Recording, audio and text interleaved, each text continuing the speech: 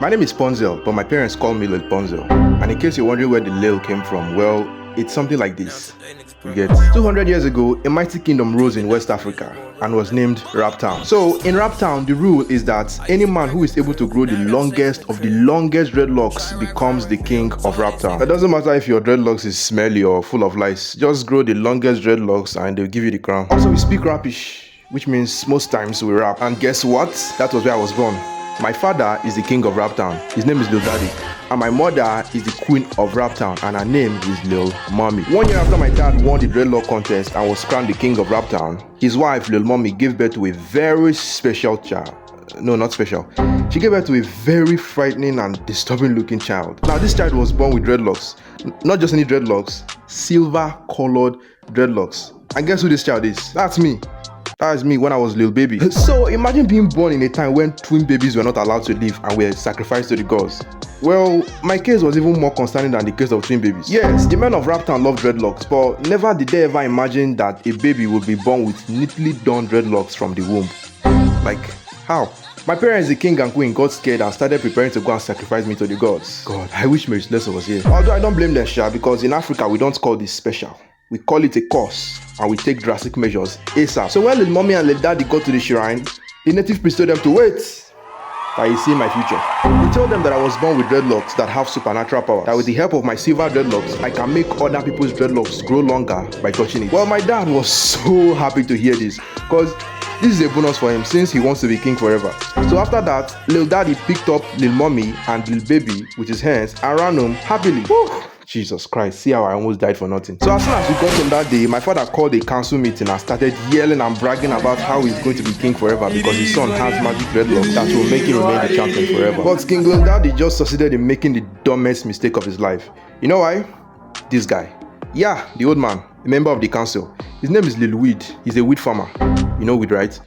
So you might want to remember him later on. Okay, so let's go. So for the very few years I stayed with my parents, my father volunteered to be my babysitter. He carried me all the time, like 247.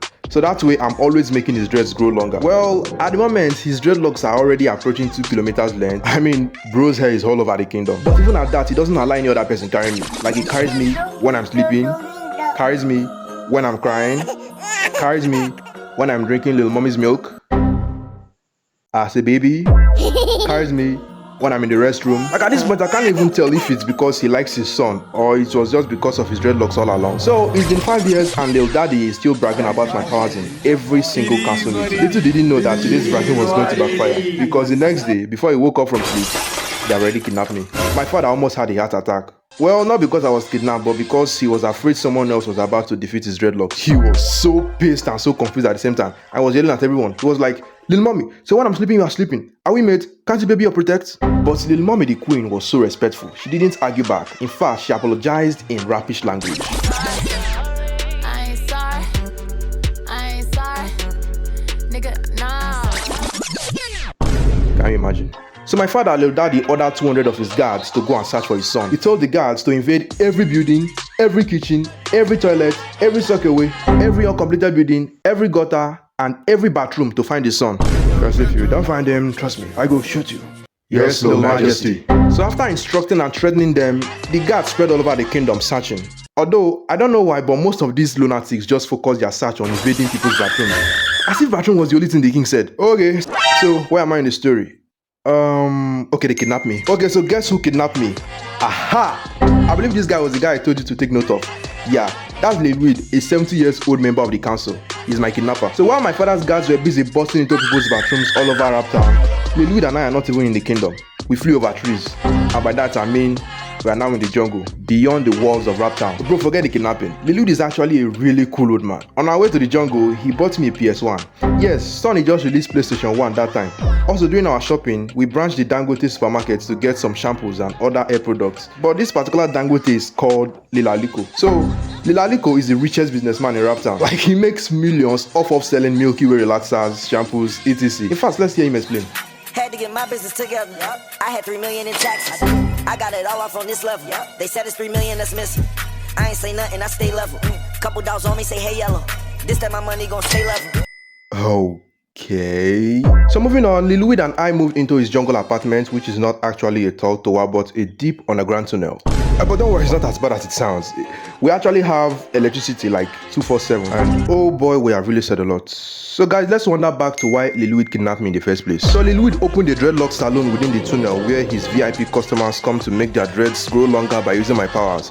His price tag is 200k for 1 inch length, and he only accepts maximum of 3 customers a day for security reasons. So that's why I have a lot of free time to play PS1, and when I'm bored of playing, I invite my animal friends and draw tattoos on them. And they love it. So more new animals keep coming for tattoos every day. Like, you have to see the kind of swag and dripping in the jungle. Like, every living creature is now dripping on tattoos. For example, that's Lil Fant, and that's Lilion, and that's Lil Dog. Well, he's a male dog, so we just call him Drake.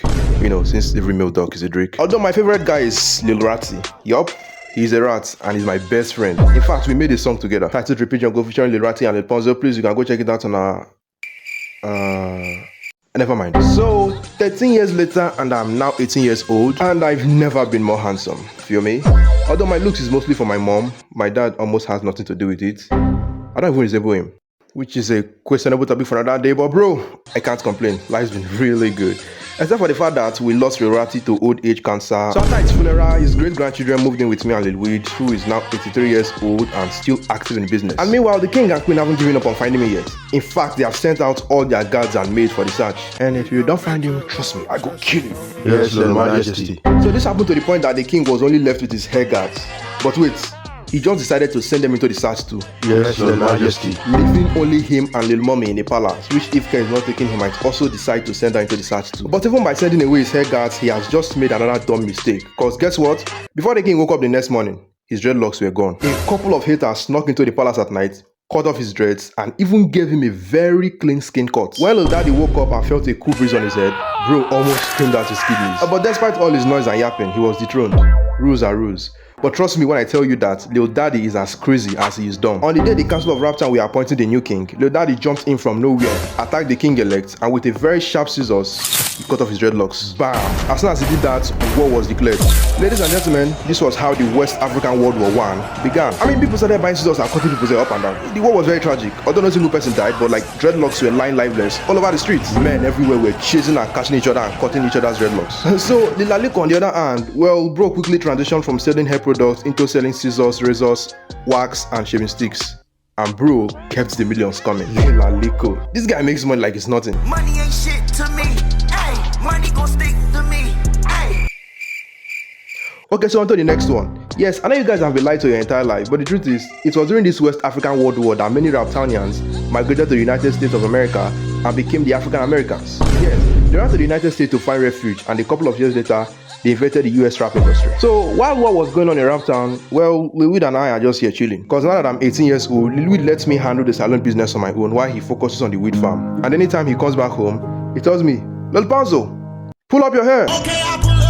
And then I throw it up like this, and then it slides down alongside one or two ladies, which is none of my business. So moving on, for us everything has been chill, I ain't gonna lie. Until one fateful afternoon, Lil Trap, one of my rats, came to inform me that there was a young girl riding a horse in the jungle hood. Up until now, I've never ever stepped out of the tunnel, but as soon as I had young girl,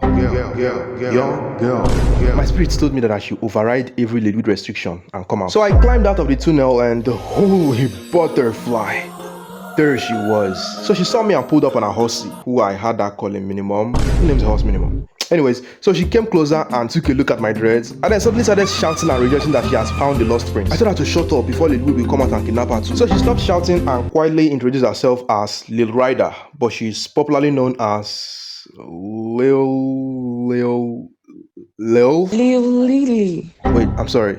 Lil what? Lil Lily. Oh, Lil Lily. Okay. So Lil Lily said she's going to carry me back to Raptown so that I can end the war. I didn't even have any idea what she was talking about, but at this point in my life, she's free to carry me wherever she wants. So I just entered the bus and then we moved.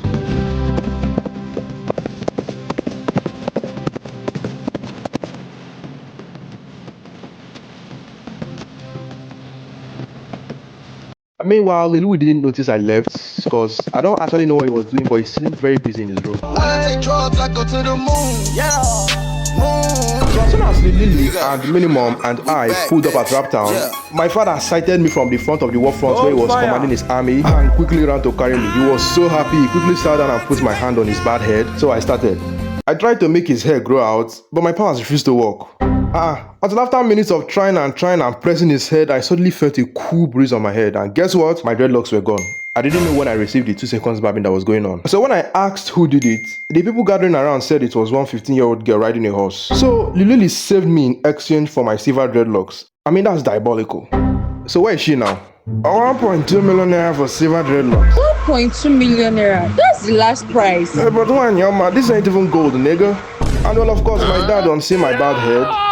Almost screamed out his kidneys again. So that's how it happened, guys. The kingdom of Raptown was turned into the Badlands, and men were no longer allowed to grow hair. I mean, just don't let them catch you with hair in any way. Wait! There's one guy left. Lil Weed. So while we were all standing there all bad and confused, Lil Weed, who just came back from the moon, ran out from nowhere and started laughing and rapping at me. He was like, Lil Ponzo knows best. Lil Ponzo knows best. Now you escape the cut off your hair. Dread. You just sit fine girl. You follow and go. You not even care. I put you on down my care, but you don't want to do. Pass yourself. And you're only 18, not 21. Not yet 21. 21. Wait. So you are the one that kidnapped the lost prince, eh? Boys! Yes, Your Majesty. Boys, bob off his hair from his head. Wait now. And bob off his head from his neck too. Abomination! Okay, so now that the lost prince is back and the kidnapper is dead, I guess this is where we do the family reunion and hug like the original movie. Right? Well, sorry, that's not going to happen. And it's not my fault, it's just that ever since Lil Daddy was dethroned, rumors have been circulating that Lil Mommy is now dating Lil Aliko. Oh boy, that was fast. Wow, so this woman wasn't joking when she said she doesn't date broke boys. Oh, that's it guys. And everybody lived confusingly ever after. Oh shoot. Lil Lee. I done died 100 times, had a fun on the other side. Now we on the better side. You don't know now, but I'm gonna tell you something. I'm saying, when the money come my phone, my nigga gotta go.